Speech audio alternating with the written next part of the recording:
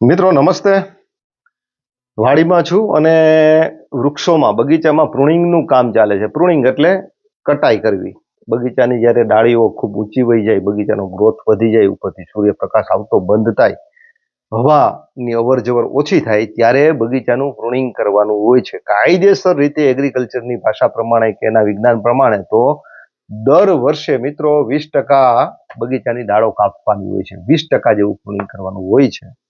પણ આપણે શું કરીએ છીએ?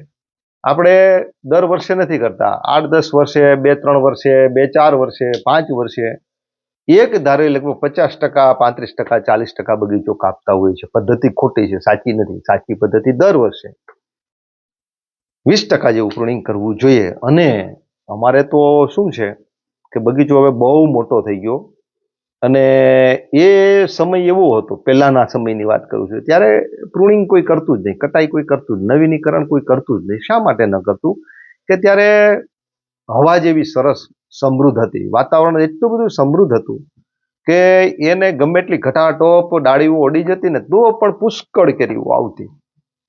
એટલે એ સમયે કઈ પ્રુનિંગની બહુ કોઈ દશા સૂઝતી નહીં અને કોઈ કરતું નહીં. પણ હવે છેલ્લે લગભગ દશક વર્ષથી બગીચાઓ વાવવાની પદ્ધતિમાં પણ ફેરફાર આવ્યો છે. અમારે એ જૂના સમયના ઝાડવા છે ને, 50 વર્ષ જૂના, એ 52 ફૂટના અંતરે વાવતા. 52 ફૂટના અંતરે, ઓછામાં ઓછા 35 ફૂટના અંતરે વાવતા. 35 ફૂટથી નીચેનું અંતર કોઈ રાખતું નહીં. આપણા ઝાડવા છે 35 ફૂટ 40 ફૂટ જેવા અંતરે છે. મારા બેનનો એક બગીચો છે, 100 વીઘાનો બગીચો છે, એ 52 ફૂટના અંતરે છે. આમ છતાં એ બગીચાઓ અડી જતા, અથવા તો આમ 52 ફૂટના અંતરે હોય ને તો અડે નહીં, પણ બહુ વચ્ચે જગ્યા ન રહી. અને મારે જ્યારે આ 40 ફૂટના અંતરે જે બગીચો છે, એ બંને ડાળીઓ, બે ઝાડવાઓની ડાળીઓ એકબીજાને અથડાય, એકબીજાની અંદર ઘરી જાય એવી રીતની ટૂંકમાં ડાળીઓ ઝઘડવા લાગી છે. જ્યારે ડાળીઓ ઝઘડવા લાગે છે ત્યારે એક ડાળીને એક તરફથી કાપી નાખવી જોઈએ, બીજી ડાળીને રહેવા દેવી જોઈએ. બગીચાનું પ્રુનિંગ એટલે શું? બગીચાની કાપવું એટલે શું? નવીનીકરણ. કેટલી રીતે નવીનીકરણ થાય? ઘણી રીતે નવીનીકરણ થાય. ઉપરની ડાળીઓને કાપી લેવી, અથવા તો બે ડાળીઓ ઝઘડતી હોય, બે વૃક્ષોની ડાળીઓ અડીતી હોય એકબીજાને, એને કાપી લેવી. આટલું જ પ્રુનિંગ કરવું. એવું પણ થાય.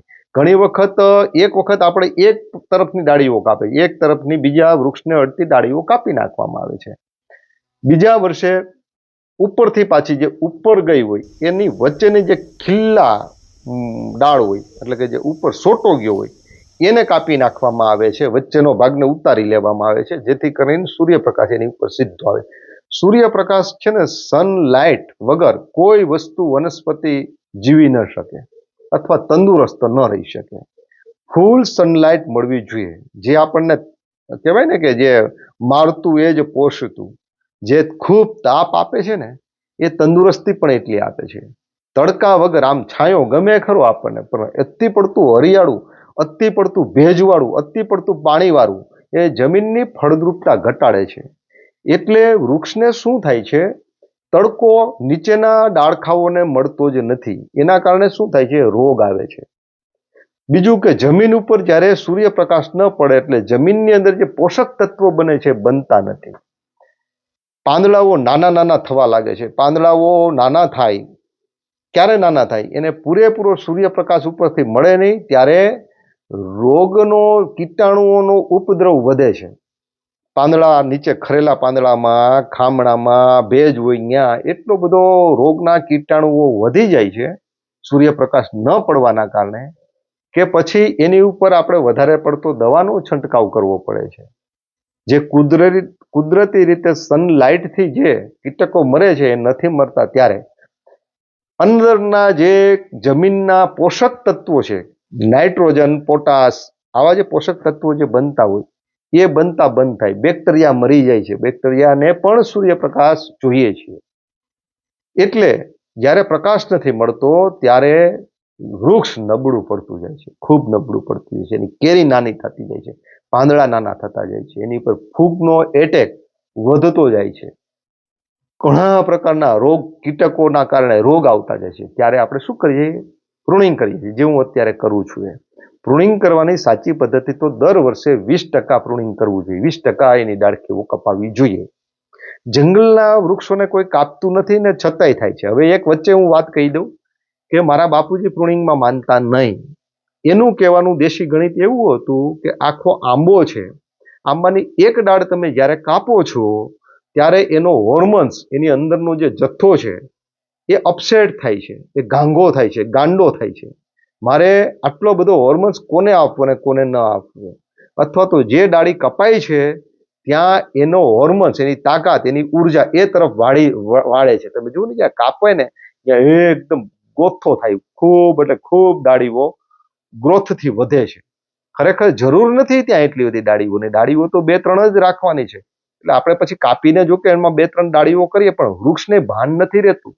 એટલે ખૂબ ત્યાં ડાળખીઓ, એનો હોર્મોન્સ આવતો હતો, હોર્મોન્સ સ્થગિત થઈ ગયો, એને દબાવવામાં આવ્યો, તો એને નીકળવું છે બહાર. તો ક્યાંથી નીકળે છે?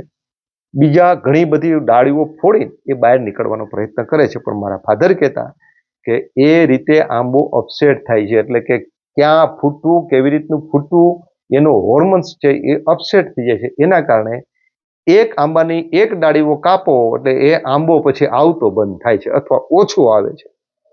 આ હકીકત શું હોય મને ખબર નથી, પણ મારો અનુભવ એવો છે કે જ્યારે અમારા ઝાડવાઓ જમીન ઉપર ડાળીઓ પડી હતી, એકદમ ગ્રોથ થઈને આખો આંબો દડા જેવો, એકદમ દડા જેવો પડ્યો હતો, ત્યારે કેરીઓ બહુ આવતી. જોકે ત્યારે વાતાવરણ પણ સારું હતું.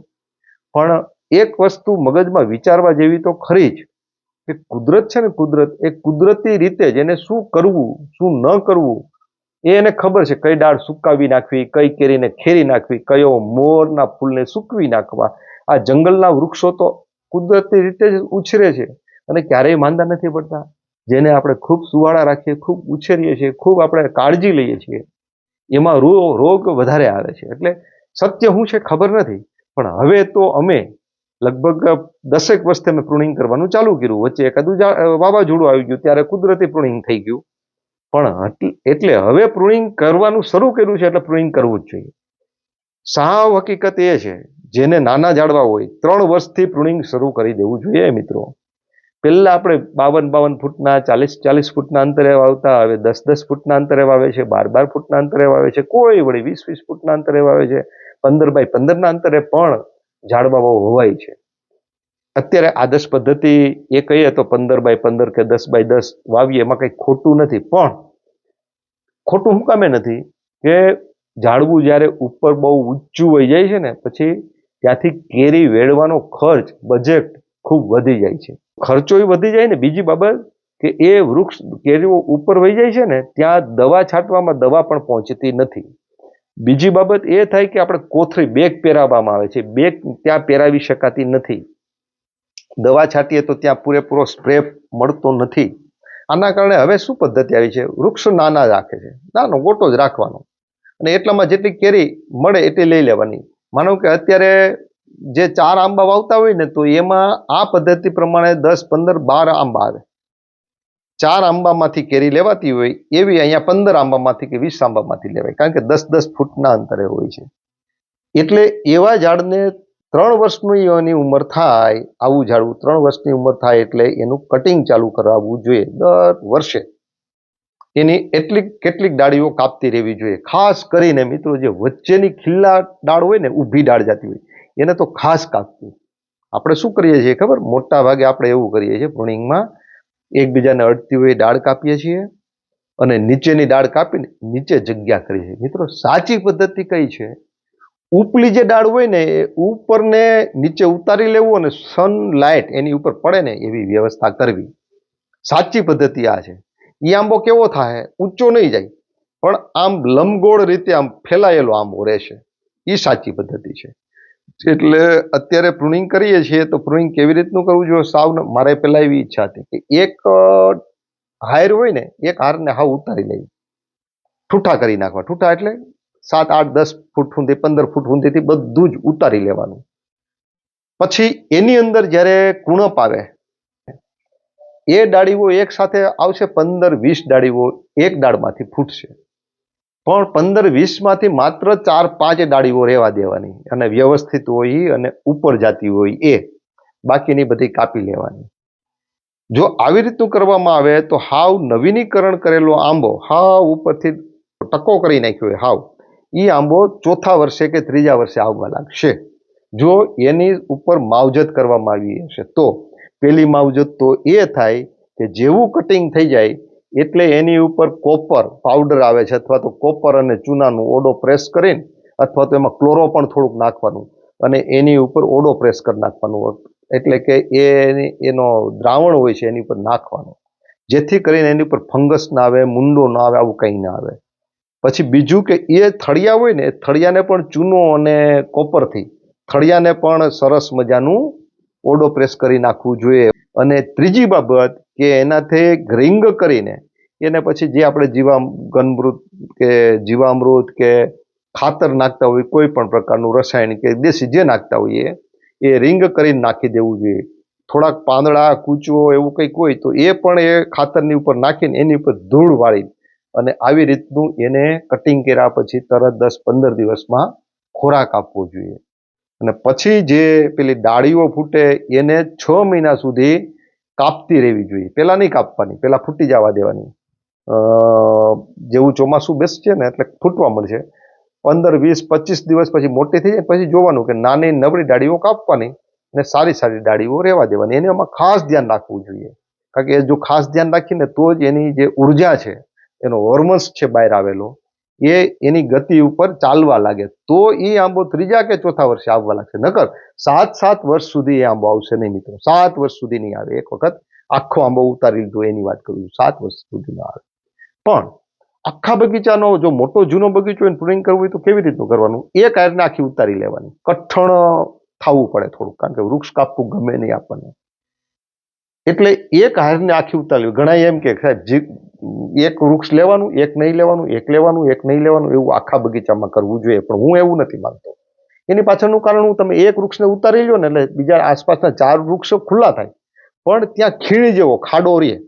હવા છે ને ઉપરથી નથી આવતી, હવા સમતલન ચાલે છે, એટલે હવાના પ્રવાહો હોય, હવાના ધોરિયા હોય. એટલે એક લાઈન તમે આખી લેજો ને, એક લાઈન આખી, એટલે એમાં જે હવા આવે ને એ પવન ચાલે. એ ચાલે તો જ બે આસપાસની જે લાઈનો રહી ગઈ હોય એને પવન મળે. ઓલી એક કલમ તમે ઉતારી લો ને તો ફરતો પવન છે ને એ રોકાશે, આગળથી જ રોકાઈ જશે. આ કેના જેવું છે? આખું છે ને બગીચો ક્યારે આખું પ્રુનિંગ નહીં કરવાનું, એક સાથે પ્રુનિંગ નહીં કરવાનું. આખા બગીચાનું નવીનીકરણ ક્યારેય નહીં કરવાનું. શા માટે? આખા બગીચાનું પ્રુનિંગ કરી નાખીએ છીએ ત્યારે એનો જે મેક્સિમમ હવાનો મેક્સિમમ પ્રકાશનો આપણે લાભ લેવો જોઈએ ને, એ લાભ નથી લઈ શકતા. આમાં શું થાય? એક લાઈનને તમે છે ને આખી પ્રુનિંગ કરી નાખો, એક લાઈનને આખી રહેવા દો, પછી એની પાછળની બીજી લાઈન છે એ આખી પ્રુનિંગ થઈ જાય. એટલે શું થાય? વચ્ચેની કલમ હાવ ખુલ્લી થઈ જશે. 2 વર્ષ, 3 વર્ષ, 4 વર્ષ, 5 વર્ષ સુધી એને મોટો લાભ મળશે હવાનો અને પ્રકાશનો. અને આ જે આપણે કાપેલી છે એ 3 વર્ષે 4 વર્ષે પાછી કમ્પ્લીટ થઈ જાય ને, કમ્પ્લીટ આંબા કેરી આપવા માંડે, ત્રીજા વર્ષે આપવા માંડે જો વ્યવસ્થિત તમે એની ઉપર કાળજી લીધી હોય તો એ લાઈન 5-7 વર્ષ પછી કમ્પ્લીટ થઈ જાય ત્યારે જે આપણે મૂકી દીધેલી લાઈન હોય એને પાછી કાપવાની, એને પાછી પ્રુનિંગ કરવાની, જેથી કરીને શું થશે? ત્યાં પાછો એક હવાનો ધોરિયો ઊભો થશે, હવાનો પ્રવાહ ઊભો થાય. એટલે કે એક ખુલ્લું રહેશે, 15-20 વર્ષ સુધી આવી રીતનું ખુલ્લું રહેશે. આવી રીતનું ઝીકઝાક કર્યા કરતા આખી લાઈન એક ઉપાડી લેવી. આપણે એક સાથે બધું ઉપાડી લઈએ, એક સાથે ઉપાડી, એક સાથે નહીં ઉપાડવાનું. હાવ આવક બંધ થઈ જાય અને મેક્સિમમ પ્રકાશનો ને હવાનો લાભ આપણે મળવો જોઈએ 10-15 વર્ષનો એ ગુમાવીએ છીએ. એના જેવું છે કે ટ્રાફિકમાં તમે જુઓ, ટ્રાફિક પોઈન્ટ હોય ત્યાં એક ટ્રાફિક વાળો ઊભો હોય ને તો સરસ મજાના શિસ્ત પ્રમાણે બધા ચાલતા રહીએ, પણ ટ્રાફિક વાળો ન ઊભો હોય ત્યારે બધા જ વાહનો ભેગા થઈને કોઈ ક્યાંયથી નીકળી શકતું નથી. પણ પેલું શું શિસ્ત, અનુશાસન છે. આ લાઈન ઊભી રહી જાય, આને નીકળવા દો, પછી એને રોકી દો, આને નીકળવા દો, એટલે ક્યાંય ટ્રાફિક નથી થતો. અહીંયા આપણે પવનનો ટ્રાફિક રોકવા માટે થઈને એક લાઈન કાઢવાની છે. એક બીજી બાબત તમને કહી દઉં કે આપણે જ્યારે વૃક્ષને કાપીએ છીએ ને, આ વૃક્ષને ન કાપવું જોઈએ, બધી વાત સાચી છે, આપણે સમજીએ છીએ, પણ આ પ્રુનિંગ છે, આ નવીનીકરણ છે, આ એક વાડની હજામત કરીએ ને એવો જ એક કામગીરી છે ખેડૂતની. નવું જીવન, એનું પૂર્ણ જીવન ત્યાંથી ઊભું થાય છે. એટલે આ રીતનું આપણે કઠણ થઈને અને પ્રુનિંગ કરી નાખવું જોઈએ. પણ આપણે જ્યારે પ્રુનિંગ નથી કરતા ત્યારે શું થાય ખબર? આપણને એમ થાય કે આટલા બધા સરસ મજાના ઝાડવા કેમ કાપી નાખવા? ત્યારે તમે જોજો મિત્રો, ઓલ ઓવર કેરી કેટલી થાય તમે જોજો. 10 વીઘાના આ 500 બોક્સ થાય, માનો કે 10 વીઘાના 500 બોક્સ થયા, અને તમે પછી પ્રુનિંગ કરીને એક એક લાઈન વચ્ચેથી કાઢી નાખી, તો પણ 500 બોક્સ જ થશે. એટલે અલબત્ત કેરી છે ને, કેરી એ એક વૃક્ષમાંથી ખરેખર આદર્શ ઉત્પાદન પ્રમાણે તો 20-20 મણ કેરી થવી જ જોઈએ, પણ નથી થતી. શા માટે નથી થતી? એને પૂરતો પ્રકાશ નથી મળતો, પૂરતી હવા નથી મળતી, એના કારણે. તો આપણે જ્યારે બધા જ આંબાઓ ન કાપીએ પણ વચ્ચે વચ્ચેની લાઈન ઉપાડી લઈએ છીએ, ત્યારે એને પ્રકાશ ને હવા પૂરેપૂરા મળે છે, ત્યારે એનું ઉત્પાદન ઓલ ઓવર 500 બોક્સને બદલે 700 બોક્સ થાય. શા માટે? કે પેલો ઉપરથી પ્રકાશ નહોતો મળતો, એટલે ખોરાક એનો તૈયાર નહોતો થતો, ખોરાક તૈયાર નહોતો થતો એટલે એની પ્રતિકાર શક્તિ ખીલતી નહોતી, એની પાસે ઉર્જા રહેતી નહીં, ઉર્જા અને પ્રતિકાર શક્તિ નહોતી એટલે રેસ્ટન્ટ પાવર નહોતો, પ્રતિકાર શક્તિ ન હોવાના કારણે કીટકો અને રોગશાળાનો એટેક વધી જતો હતો. એટલે ઝાડવું ખરેખર કાંઈ આપતું નહોતું, ઝાડવાના પાનને ખાલે ખાલે આપણે ગ્રોથને સાચવતા હતા. એટલે પ્રુનિંગ જરૂરી છે મિત્રો. આવી રીતનું સરસ મજાનું પ્રુનિંગ મારું લગભગ 3-4 દિવસથી ચાલુ થઈ ગયું છે, અને હજી લગભગ 8 દિવસ ચાલશે. આમાં ઉલઝનમાં હોય ઘણી વખત, કેમ કરવું, કેટલું કાપવું, ક્યારે કાપવું, આવું ઉલઝન હોય છે. આમ તો કાપવાનો પદ્ધતિ ઓક્ટોબર મહિનો હોય છે, ભાદરવો મહિનો હોય છે. ભાદરવો મહિનામાં કાપો ને તો રોગ ઓછો આવે. નાના ઝાડવા હોય ને, જ્યારે 3 વર્ષના થઈ ગયા હોય ને જ્યારે કાપતા હોય ને, એને ભાદરવા મહિને જ કાપવું જોઈએ. પણ અત્યારે અમે મોટો બગીચો હોય ને, વેળા પછી કાપીએ છીએ, એટલે કે આ જૂન મહિનામાં કાપીએ છીએ. એને કાપ્યા પછી જૂન ને જુલાઈ મહિનો હોય ને, ભેજવાળો સરસ મજાનો, એટલે સરસ મજાનો ગ્રોથ આવી જાય છે, સરસ મજાની કુણપ આવી જાય છે. અને બીજું, કાપીએ ત્યારે એ પણ ધ્યાન રાખવું જોઈએ કે 2 ડાળીઓ આમ જુદી થઈ હોય ને, તો 2 ડાળીઓ જુદી થઈ હોય એની નીચેની એક ડાળીને નહીં કાપવાની, પણ 2 ડાળીઓ જુદી થઈ હોય ત્યાંથી પ્રુનિંગ કરવાનું, એટલે એની શાખાઓ વધે, ડબલ શાખાઓ થઈ જાય. અને બીજું, જ્યારે આપણે કાપતા હોય જાય, ઉપરની ડાળ હોય ને, સમતલન નહીં કાપવાની, એને ત્રાહી કાપવાની, એટલે જેથી કરીને ચોમાસાનું પાણી એની ઉપર ભર્યું ન રહે. આવી નાની મોટી ઘણી બધી બાબતો હોય છે. કાપ્યા પછી ઓડો પ્રેસ કરી દેવું જોઈએ, આ બધી બાબતો હોય છે ધ્યાન રાખવા જેવી. અને સૌથી વધારે ધ્યાન રાખવા જેવું હોય ને, તો કાપ્યા પછીનું જે પ્રુનિંગ કરવું ને, એ મહત્વનું છે.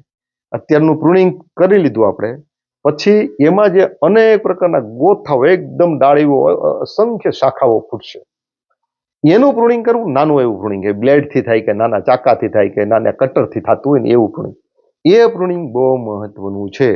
એ પ્રુનિંગમાં દિશા જોવાની, કઈ દિશામાં શાખા વધવા દેવી છે, કઈ ડાળ વધવા દેવી છે. ઘણી આમ નીચે આવતી હોય તો એને કાપી નાખવી જોઈએ.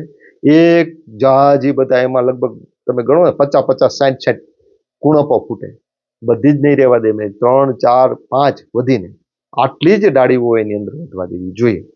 એમાંય સારી ડાળી હોય એ વધવા દેવાની, બીજી કાપી નાખવાની. એટલે પ્રુનિંગ કર્યા પછીની જે કામગીરી છે એ ગંભીર અને ખૂબ વધી જાય છે. આટલી વાત મારે આ પ્રુનિંગ બાબતની કેવી હતી. ઘણી બાબતો મને ભૂલાઈ ગઈ હશે અને ઘણી બાબતો કદાચ મેં કીધી હશે એમાં ખોટી હશે. મેં મારા સમજ પ્રમાણે વાત કરી છે.